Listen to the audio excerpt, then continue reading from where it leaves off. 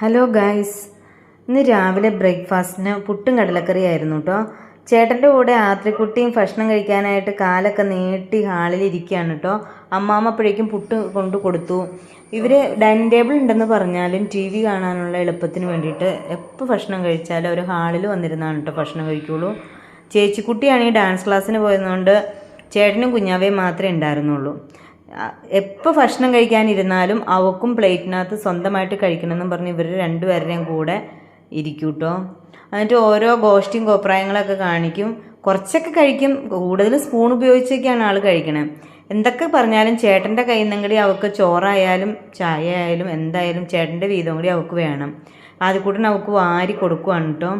എന്നിട്ട് സൂപ്പർ എന്നുള്ള കമൻ്റൊക്കെ ആൾ പാസ്സാക്കണുണ്ട്, സൂപ്പർ എന്നൊക്കെ പറയുന്നുണ്ട്. അപ്പോൾ ഇന്നത്തെ വീഡിയോ ഇത്രയേ ഉള്ളൂ.